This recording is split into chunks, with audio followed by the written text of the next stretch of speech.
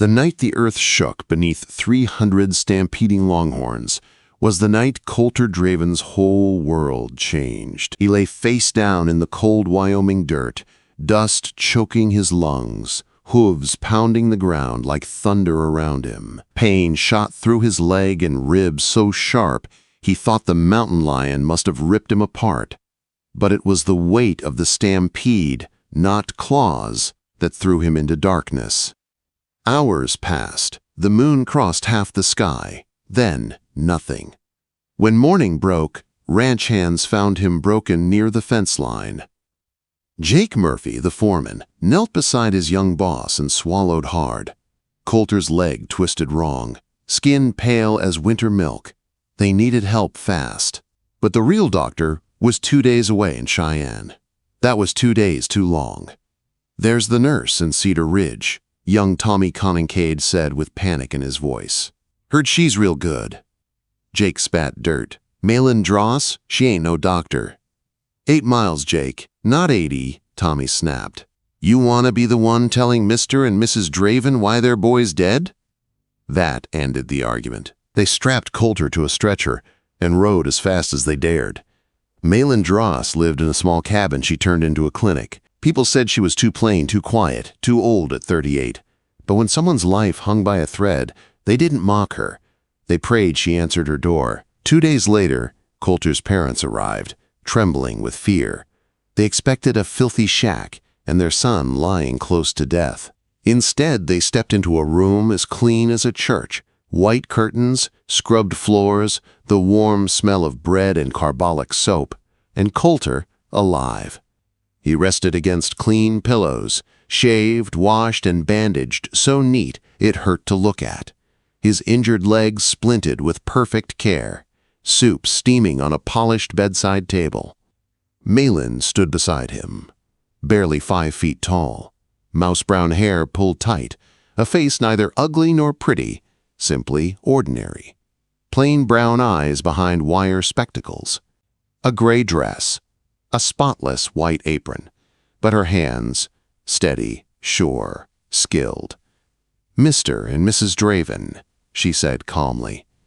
"The bones set clean. He will walk again, though a limp may stay. Your son is strong."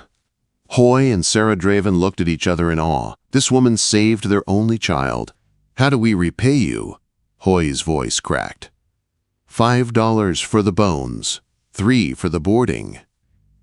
50 cents a day for meals and medicine, Mailin answered, dabbing her nose with a small white napkin she kept tucked in her apron. Coulter wasn't awake enough to speak, but even in his haze, he noticed how gentle she was adjusting his pillow, how she checked his water before leaving the room.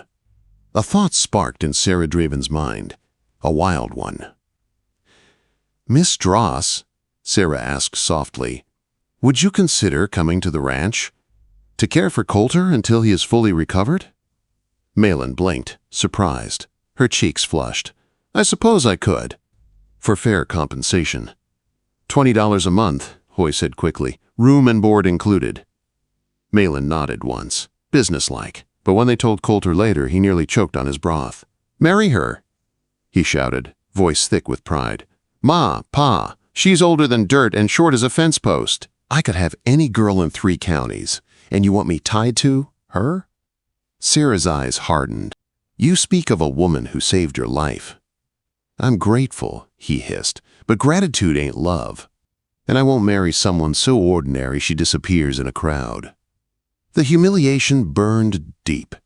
Coulter Draven, the most wanted bachelor in Wyoming, being pushed toward a woman the world barely saw. No, never. Yet the next morning, Mailin packed her bag without complaint and rode with them to the ranch. Coulter watched from the wagon, something strange fluttering in his chest. Not love, not even respect, just confusion. He didn't want her, yet he didn't want her gone. Whatever it was, he shoved it down. The Draven ranch sat wide across the prairie, but the house inside was a mess. Dust everywhere, plates piled high, stale air and old tobacco stench. Mailin saw it all and didn't flinch. "We'll fix this," she said simply. Within hours, she washed every sheet, boiled every linen, and scrubbed floors until they shined. She opened windows to fresh wind and order. "What are you doing?" Coulter grumbled from bed. "Cleaning," she answered. "No one asked you." "You're right," she said, keeping on. "But dirt breeds sickness. I won't have my patient dying because men don't know what soap is for." She stitched his torn shirts with tiny, perfect stitches, polished boots, organized the kitchen like she owned it. Tommy whispered to Jake, "She's like a steam engine, never stops." In 2 weeks, the house felt new, the air clearer, life easier. And Coulter hated that he noticed. "You think all this makes you important?" He snapped. Mailin paused just 1 second. "No. It makes me useful." Holier words had never stung so much, because she was becoming important to his home and maybe his heart. He resented that most of all. Each morning she washed him gently, no shame, no flirt. It was care. Real care, her small hands strong and calm. And one morning, when her fingers brushed his chest, his breath caught. His body reacted without his permission. She glanced down, then up. A soft pink rose in her cheeks. "Make sure your weapon is down, sir," she whispered. Not cruel, not mocking, just quietly amused. Coulter's heart slammed against his ribs. "You're such a sweet poison, Mailin," he whispered without thinking. "Everyone praises you, and I'm starting to believe every word is true." Mailin froze. Those simple words changed everything, because he said them like a truth he was terrified to face. And she heard it. Right there, the sweet poison started its slow work. And Coulter Draven's fate was sealed. The Wyoming winter rolled in fierce, snapping at windows and rattling the roof like bullets. Coulter's leg healed enough for him to walk with a cane. He spent more time outside, calling orders from the porch, but the ranch hands felt his sharp tongue in every command. He hated the weakness in his body and took his anger out on everyone else. Mailin watched it all with tired eyes. One afternoon, she found him barking at Tommy in the yard. "Move faster before those cattle freeze in place," Coulter yelled. Tommy, breath puffing white in the air, bit his tongue and obeyed. Jake shook his head behind Coulter's back. Even he had limits. Later, Mailin stepped out to the porch with a bowl of stew. "You run that boy like a worn-out mule," she said calmly. "He's too slow," Coulter snapped. "You are too cruel." He glared at her, ready to fight. But she didn't budge. She never did. Mailin sat beside him, folded hands resting in her lap. "Men are not cattle," she said. "Shout at cows all you want. But with people, speak steady, not harsh. Respect invites respect back." Coulter hated how her words cut to the truth. And he hated that he cared. He didn't like seeing himself through her eyes. But each night, when she helped him walk or massaged the stiffness from his leg, something else took root. Admiration, maybe even affection. He tried to bury it. Pride fought every inch. One evening, when a storm howled outside and the lamps flickered low, Coulter found Mailin kneading bread in the kitchen, her sleeves rolled up, strong hands pushing dough steady and sure. There was nothing glamorous about her.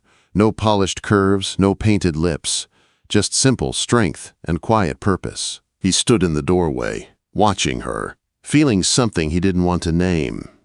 "Mailin," he said quietly. She looked up, surprised. "Yes." You make this place better." A faint smile. Someone had to. He stepped closer. "Not just the house. Me." She froze, the dough still under her hands. Her eyes softened, and for a moment he saw the woman others overlooked, a woman full of heart. Then she quickly looked away. "Don't say things you don't mean," she whispered. "I do mean them." But doubt still clung to her like cold. The next day, Coulter rode into town with Jake for supplies.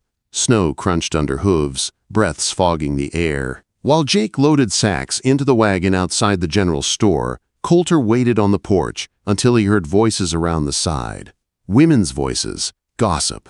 "That spinster living in the Draven house," Lorraine Veilhart hissed. Shameful. And Coulter young enough to be her son. And she thinks she can snag him, another chuckled. Plain as a post, short as a stool. Old enough to be drying out already. Coulter's blood boiled. Why would a man like him look twice at a woman like her? They continued. He could have Judge Morrison's daughter. Pretty girl. Just 20. The old, ugly voice inside him whispered, They're right. He didn't defend Mailin. He stood there silent. Let those words sink into his skin. He hated them for saying it, and hated himself for thinking it too. All the way home, the poison brewed. That night, Mailin brought him his liniment, the way she always did. A ritual that comforted him more than any saloon drink or fancy woman ever had. You don't need to do that, he said flatly. She paused. Cold makes the muscle tighten. I said stop. Her face didn't change, not at first, but something behind her eyes cracked. I heard what they say in town. He spat, bitterness leading the way. Too plain, too old, too ordinary. Why would a man like me? He couldn't finish. Mailin set the bottle down gently, like she might drop it if she moved too fast. Her voice was quiet and sharp. And what did you tell them? Quote. Coulter swallowed hard. Nothing. That one word landed like a bullet. Mailin nodded once. Then I suppose I should pack my things. She walked away before he could speak. He heard her door shut down the hall. Heard the soft, aching sounds of her gathering the life she brought into his home. Coulter sat frozen in his chair, self-disgust flooding through him like ice. He didn't sleep. Couldn't sleep. He stared at walls she cleaned, sheets she washed, life she breathed into every corner. Without her, the house suddenly felt dead again. Just before dawn he heard footsteps. The slow drag of a suitcase. The soft creak of the front door. He stumbled out, heart pounding, leg aching with every rushed step. Mailin, he called out. She stood with her hand on the doorknob, face calm, eyes dry. You were right, she said quietly. I am plain. I am older. And I am not what the town thinks you deserve. Mailin, please. I'll send for my things later. She turned the knob. No! He caught her arm, his voice breaking. Don't go. She looked up at him, waiting, wondering, hoping maybe. Coulter took a breath like a man drowning. You are my cure, he said with shaking words. My steadiness, my reason, my sweet poison. He lifted her hands in his, felt how small they were and how strong. I don't care what the town says, he whispered. Let them choke on their words. I know what I want. Mailin's breath trembled. And what's that? You. The bag slipped from her fingers and hit the floor. Her arms slid around his neck. Their kiss was desperate and real. Fire finally lit after months of slow burn. When they pulled apart, she searched his face. You sure? She breathed. I'd fight the whole world if it tried to take you from me. For the first time, Mailin Dross smiled like a woman who finally believed she was loved. And Coulter knew. He would never let her walk away again. Spring warmed the Wyoming plains and the Draven ranch began to shine like never before. Coulter walked strong now, the cane tossed aside. But something else had changed too. He listened more, thought more, led with respect instead of pride. And the ranch hands noticed. Boss is a different man these days, Tommy murmured one afternoon. Jake nodded. Different woman behind him now. Mailin's quiet wisdom had reshaped everything. She helped Coulter plan smarter, spend wiser, and treat people with the same steady kindness she gave her patients. The ranch grew richer not from luck, but from good sense. Still, the town whispered. They always whispered. Too old for him, the gossip sneered. Too short, too plain, too simple. But each whisper mattered less and less. Because each day, Coulter's affection for Mailin grew deeper than even he expected. One warm April sunset, they stood on the porch together, watching the sky bloom orange and gold. Coulter turned to her and gently took her hand. I chased after pretty smiles and fancy dresses, he said. But none of them could see straight through me like you do. None of them made me better. Mailin looked down, shy and uncertain. Coulter? "No," he said softly, dropping to one knee, her breath caught. "Mailin Dross," he said, his heart in every word. "You have been my strength, my counsel, and my sweet poison. Marry me, not because I owe you my life, but because you are my life." Mailin covered her mouth as tears filled her eyes. "But I'm older and plain. And you are exactly what I prayed for," he said. "I was just too foolish to know it." She didn't hesitate again. "Yes," she whispered. "Yes, I'll marry you." Coulter slipped a simple gold ring on her finger. Not flashy, not fancy, but perfect. And as he kissed her beneath the falling sun, the town's judgment faded into the wind. Their wedding took place that October, 1 year after the stampede that nearly killed him. The chapel was small, filled mostly with ranch hands and the few townsfolk kind enough to keep their opinions to themselves. Mailin wore pale blue silk, her hair softer than the tight bun she once hid behind. She glowed with quiet happiness that made her beautiful in a way few would ever understand. "I do," Coulter said, loud and certain.